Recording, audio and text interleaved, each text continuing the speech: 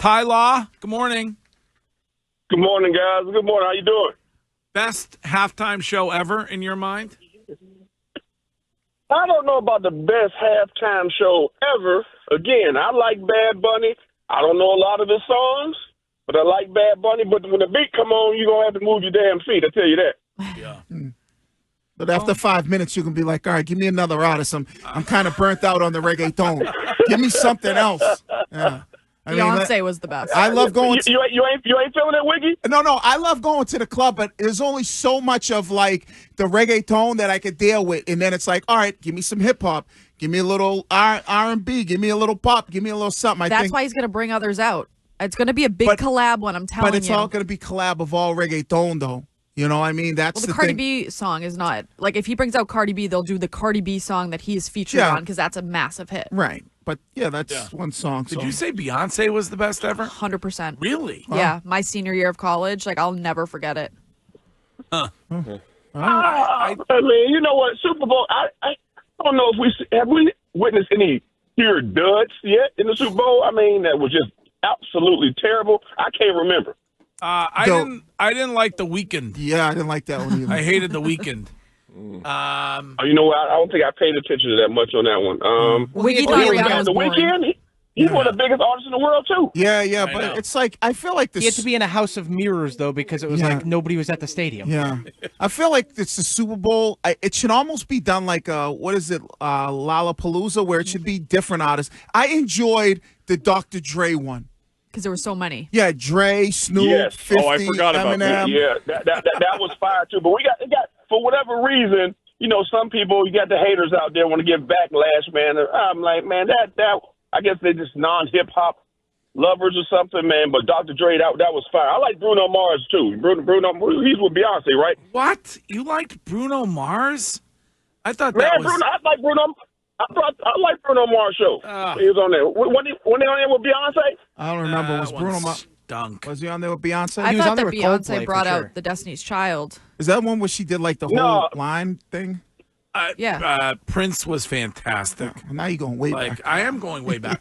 That's what I am. I'm an old man. Did Like these people go, you guys sound like idiot, and like I welcome that on this program. I welcome input from any and all people. Well, Michael Jackson was fired too, though. He put our ass on pause for like 5 minutes, though. Michael Jackson, I understand that. Like that, you're not going to get it because you're of a different generation than I am. But Prince appealed to everybody. His guitar skills are second to none. I love that performance. I love the performance that you two did. That's what I was going to say. When you guys were in the Super Bowl. Yeah. Post 9/11, right? And you didn't get to see it, but I liked Usher when they had Usher at halftime. I thought he was good. I mean, Justin Timberlake and Yeah. Jackson. See, if I'm Jay-Z, Janet Jackson. Janet. if I'm Jay-Z, there's Was two. Jackson there too? No. That was if I'm Jay-Z, there's two people at the top of the list. You either go Post Malone or you go Chris Brown. Oh. That's what I was just about to say. Why ain't Chris Brown at the Super Bowl? Man, That don't make no damn sense. Yep. Y'all just gonna just skim right over Kendrick Lamar like y'all ain't gonna give him no credit, nothing. Y'all just gonna skim right over that, right? Okay, he's there's some uncomfortable things in Chris Brown's life. I mean, I don't know if we. Yeah, but that's like so long ago. I mean, we're gonna still be going back on that. Like, it's like, all right, yes, he had an issue where he put his hands on Rihanna. They were putting their hands on each other, right? too. 15 years ago. Like, all right, whatever. Man, come on. You never hold anybody accountable. No, it's. Wiggy. I mean, never. but you gotta be like, all right, sooner or later, you gotta move on. Okay. Right? Do you just say, all right, like, well, I can't, Chris Brown can't perform because he assaulted somebody 15 years ago? Yes. That's the world we live in? So you said, Greg, you said everybody that came on stage got a squeaky clean record. They no skeletons in the I closet. went to medical school. Yeah. Oh, well, Greg, who you say was your favorite performer? I said Prince. Right, and he had the allegations that he was sleeping with underage girls. Oh, He did? Yes. oh, I didn't know There was that. allegations about Prince. His girlfriend forever was Apollonia. Look at it. There are Two of them were in love. Yeah, there were allegations that he was messing with girls that back then were under the age of 18. Right. We call that a Dane Cook. And you see the same stuff come out about Michael Jackson. All this allegation about him. He's still revered on so many levels. But it's like, come on, man. Whoa! What came out about Michael Jackson? I didn't Wiggy has never heard of any of this. Wiggy says it wasn't true. I'm not saying that. I said allegations. I mean, you see all the documentaries. I'm like saying, hell, I wasn't there, goddamn it. Yeah, I'm just saying what the documentaries are. People coming out accusing Michael Jackson of sexual misconduct. I mean, it's not cool, but he's still revered throughout the world. Michael Jackson. Yeah, I love Come on, man. Let's get to football. Let's get to sports. And this game on Sunday, and the Buffalo Bills. Ty, you have experience with this. You beat them once already. Is that an advantage for you, or is that a disadvantage for you if you're the New England Patriots? That's an advantage. That's a psychological advantage. Anytime you beat somebody, when you go out there and compete and you win, I mean, we got one up on you, so you're playing catch up. I mean, we're in the lead right now, going into it. We're trying to get this by.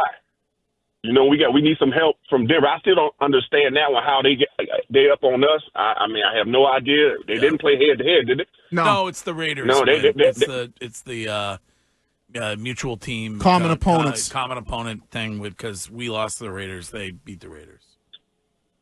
Man, that seems so long ago that we lost to the Raiders. Really? I forgot about that one. Yeah, Week 1. Damn. Week 1. Ty, when you're coming off, oh man, that's crazy. Ty, when you're coming off a bye week as a player, is there a motivation aspect, in your opinion, that needs to be there? Whether it's a head coach making sure the guys are ready to go, or is it because you're going against a team as good as the Bills that you're ready to go no matter what? Yeah, you don't need no motivation for that. This is the Buffalo Bills. Now, if you're coming off a team and you're going to play against like the Raiders, like the Raiders now, I mean, you got to kick yourself in the butt and get your teammates to pull you up a little bit, man, because that bye week, you needed it for the body, but you don't have to get yourself up for this game. This is Buffalo. Again, they're coming. A lot of people probably still expect them to win. I can't see it, but we're going to be ready to go. The Patriots, I'm telling you, it's the Super Bowl is going through Foxborough. I mean, I'm going to say it again, loud and proud. Ty, when you looked at, I don't know if you saw the Cincinnati-Buffalo game, but at the end of the game, and I asked Vrabel about this when we had him on, it's 3rd and 15, and Cincinnati rushes 4, and I think with somebody who's as good as an athlete as Josh Allen is, and he picks up the first down with his legs, would you rather, from a defensive standpoint, to say, hey, bring the house, make him get the ball out early, I'll plaster my guy, versus we play soft coverage, and now I got Josh Allen running at me with a 10, 12-yard head start, being able to juke me in the open field? What would you do in that situation if you was a defensive coordinator? I will put the pressure on him, but it's nothing wrong with keeping a spy on him, keeping the linebacker, playing him one-on-one, somebody, because he is so effective at using his legs. But when a quarterback uses his legs and he gets out of the pocket, as big as and athletic as Josh Allen is, tee off on his ass. I'm talking about, I mean, bring it to him. If he want to get out there and run, make him pay for it. And that's the only way you stop a quarterback from running a lot of times. Yes, they got the slide, they got this, but Josh Allen, he likes to take it to another level and embarrass you, especially if you're a DB. So I say, put a spy on him. Yes, blitz him. But when he gets out of the pocket and he decides to run, if he makes that choice, tee off on his ass. Well, you know what I'm talking about. Mm-hmm. Hey, you got to tee off on him. You got to make him feel it. So make him want to throw the ball.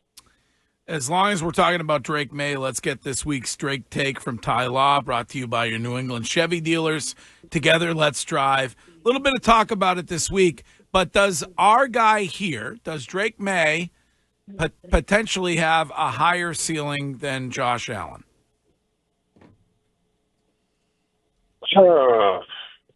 Higher ceiling? I mean, the way he's playing right now, you can say that, especially with the coordinator and the head coach and the culture and what he's doing at this stage in his career. But as far as pure physical talent, I mean, it's hard to put you in Josh Allen's category as far as physical talent, his size, arm strength, and things like that. So it depends on how you look at it.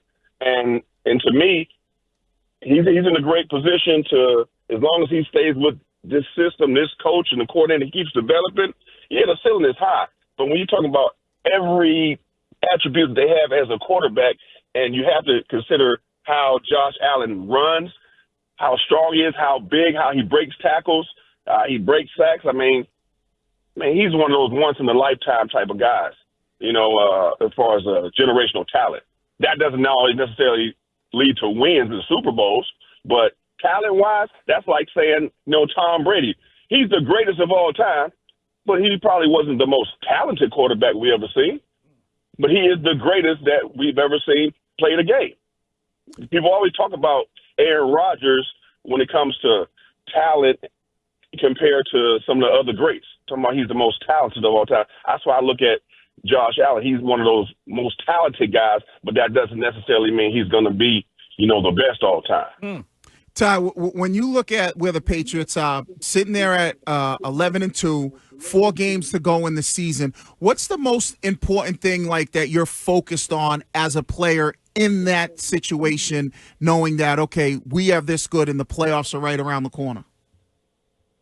I mean, one, you have to understand, which this is a young team, and luckily for our team, you have Mike Vrabel and Josh McDaniel who have all this experience, but understanding that, yes, we are going to the playoffs. Yes, you want to get the best positioning as possible, but also understand there's a new season once you get to the playoffs. We don't give a damn about what you did in the in the regular season. Okay, whoop-de-doo, it's a new season. That's why you don't want to see guys, even though they're not playing well, a guy like Patrick Mahomes sneak into the playoffs because nobody wants to play him because of the experience. It is a different game, as you know, Wiggy. It moves a little bit faster. It's a lot more on the line. Everything is magnetized if you make a mistake. You know what I mean? It's like wow. So it's going to be a different type of pressure that all those guys aren't necessarily used to and haven't had that experience, especially the last few years. So again, I think, keep in mind that, hey, this is the regular season. Let's get this positioning. But you have a leader and a culture changer, Mike Vrabel, that's going to keep them on track because, quite frankly, they just don't know right now until they get there. You can keep it all. You could always say, hey, it's just football. Well, you know how we do it. Oh, it's just another game. It's just football. No, it ain't. It's playoffs. Hell, you lose, you go home. That's different. Ty, the players in Vrabel are, of course, focused on the Bills, but looking forward to Week 16 against the Ravens. I don't know if you watched that game on Sunday against the Steelers, their loss. I just want to know your opinion, where you think they stand, Lamar and the rest of the team, and if you thought the officials lost that one for them. You know what? I didn't watch it, Coco, so not familiar with what happened or what went on, but I know the Ravens, they're not playing their best football. I mean, you can't blame, everything on the referees. You put the product out there on the field. Yes, your quarterback was hurt, but they're not playing the best football right now overall as a team, and they're sneaking to try to get in. But now you got to think about those type of guys. They're pissed off. They want to play spoilers to everyone else. So for those that are playing teams that you think that you're supposed to just run over, don't get it twisted. They're motivating because a lot of them, knowing that they're going home early, they want to send you home early, and they're playing for another job because normally when you're that bad and you ain't going to the playoffs, it's going to be some free agents out there. So they're going to be motivated to knock you off your whatever perch you on and to make sure that, hey, I got a job for next year. People don't be that's one of them uncomfortable things to talk about, Wiggy. Mm-hmm. But you know how it is. If you ain't going to the playoffs and you, the high-paid guy, you have all these expectations, guess what? you might get fired. This is the NFL, not for long. So they're gonna be motivated to play, and whoever plays the Patriots, they're gonna be trying to play their best football to take them out. Well, I wish it was today, but 5 sleeps until Bills and Pats on Sunday. And Ty Law, thank you for taking the time.